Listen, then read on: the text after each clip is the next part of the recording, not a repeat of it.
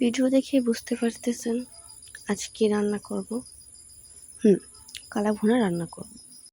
কুরবানি ঈদের পরে প্রতিটি ঘরেই গরুর মাংস রান্না করা হয়। একভাবে গরুর মাংস রান্না করা কি আর খেতে মন চায়? তাই আজকে একটু আলাদাভাবে গরুর মাংস রান্না করব। এত সহজ করে এই কালা ভুনা রেসিপিটা রান্না করব, শুধু আপনারা দেখেন। হ্যালো এভরিওয়ান, আসসালামু আলাইকুম। সবাই কেমন আছে? আশা করি সবাই অনেক ভালো আছে। আপনার দয়ায় আমিও অনেক ভালো আছি। প্রথমে আমরা 2 কেজি গোশ ভালো করে ধুয়ে নিয়ে নিলাম। প্রথমে বলেছিলাম আজ আমরা অনেক সহজে কালা ভুনা রান্না করব। রাঁধুনি রেডিমিক্স মশলা দিয়ে আমরা এই কালা ভুনাটা রান্না করব। প্রথমে গরুর মাংসে আমরা পরিমাণ মতো পেঁয়াজ কুচি নিয়ে নিলাম। তারপর দিলাম রাঁধুনি রেডিমিক্স মশলা। যদি আপনারা 1 কেজি মাংস নেন তাহলে এটার অর্ধেক মশলা দিবেন, আর 2 কেজি মাংস নিলে পুরো মশলাটুকু দেবেন। তারপর পরিমাণ মতো আদা রসুন বাটা দিয়ে দিলাম। রাঁধুনি রেডিমিক্স মশলার ভিতরে কিন্তু 2টো প্যাকেট থাকে, ছোট প্যাকেটটি আমরা পরে ব্যবহার করব। তারপর আমরা এলাচ, দারচিনি, তেজপাতা দিয়ে দিলাম। তেজপাতাগুলো কিন্তু আমাদের গাছের। আপনারা চাইলে সরিষার তেল দিয়েও রান্না করতে পারবেন এবং সয়াবিন তেল দিয়েও রান্না করতে পারবেন। আমি 2 পদের তেল দিয়ে রান্না করেছি। তারপর পরিমাণ মতো আমি তেল দিয়ে দিলাম, পরিমাণ মতো লবণ দিয়ে দিলাম। এখানে হলুদ গুঁড়ো বা মরিচ গুঁড়ো কোনোটাই দিবেন না। তারপর ভালো করে মেখে নিলাম। অনেক সুন্দর করে মাখতে হবে, যদি প্রতিটি মাংসের টুকরাতে ভালোভাবে মশলাগুলো যায়। তারপর পরিমাণ মতো পানি দিয়ে দিতে হবে। রেসিপিটা বাসায় বানিয়ে ট্রাই করবেন। অনেক ভালো একটি রেসিপি, অনেক সহজ। তারপর কড়াইটি চুলায় বসিয়ে দিলাম এবং আগুন ধরে দিলাম, কারণ আগুন না ধরলে তো রান্না হবে না।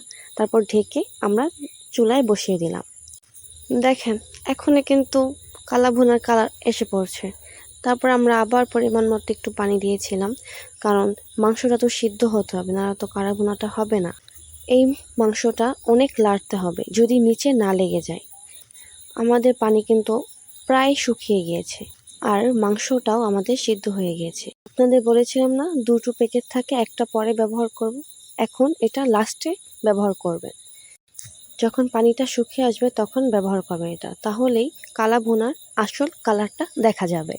দেখেন এটা দেওয়ার পরে কালা ভুনার কি সুন্দর একটা কালার আসবে। ভালোভাবে এটা নাড়তে হবে যদি নিচে না লেগে যায়। নিচে লেগে গেলেই কিন্তু কালা ভুনার মধ্যে একটা পোড়া পোড়া গন্ধ হয়ে যাবে। যদি পোড়া পোড়া গন্ধ না হয় তার জন্য এটা ভালোভাবে নাড়তে হবে।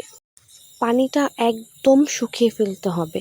মাংসর থেকে তেল বের করতে হবে। এত শুকাতে হবে যদি মাংসর থেকে তেল বের হয়ে আসে। নিচে যদি না লাগে, আমি বারবার এক কথাই বলতেছি, মাংসটা কড়াইতে যেন না লাগে, এত ভালোভাবে নাড়তে হবে।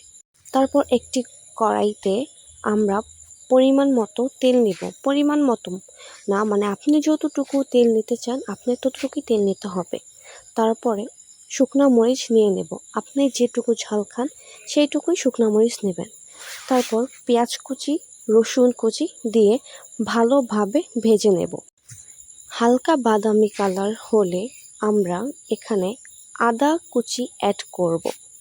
আদা কুচিটা অনেক পরে অ্যাড করতে হবে, যদি কালা ভুনাতে আদা কুচি গ্রানটা থাকে, তার কারণে অনেক পরে আদা কুচি অ্যাড করতে হবে। পেঁয়াজ রসুন আদা ভাজা হয়ে গেলে, বাদামি কালার হয়ে গেলে আমরা অল্প একটু মাংস এটার ভিতরে দিয়ে দেব। দিয়ে আমরা ঢেকে দেব, কারণ মাংসর ভিতরে যদি বাগারের গ্রানটা আসে। তারপর আমরা বড় কড়াইয়ের ভিতরে এগুলো সব অ্যাড করে দেব। এতক্ষণ একটা কথা বলি, আমাদের এই পেজটি প্লিজ ফলো করে দিবেন। ছোট্ট একটা পেজ, সবাই ফলো করলে আমরা একটু আগাবো সামনে। আমাদের একটা ইউটিউব চ্যানেল, সবাই প্লিজ সাবস্ক্রাইব করে দেবেন। আপনারা পাশে থাকলেই তো আমরা ভালো ভালো ভিডিও নিয়ে আসতে পারি, তাই না? সবাই ভিডিওগুলো একটু শেয়ার করে দেবেন। পাশে থাকলে তো অবশ্যই পাশে পাবেন, তাই না? ইনশাআল্লাহ। আমাদের কালা ভুনা রান্না করা কিন্তু শেষ। এখন এটা আমরা পরিবেশন করব। সবাই ভালো থাকবেন। আল্লাহ হাফেজ। আসসালামু আলাইকুম। Tata, take care. Thanks for watching my video.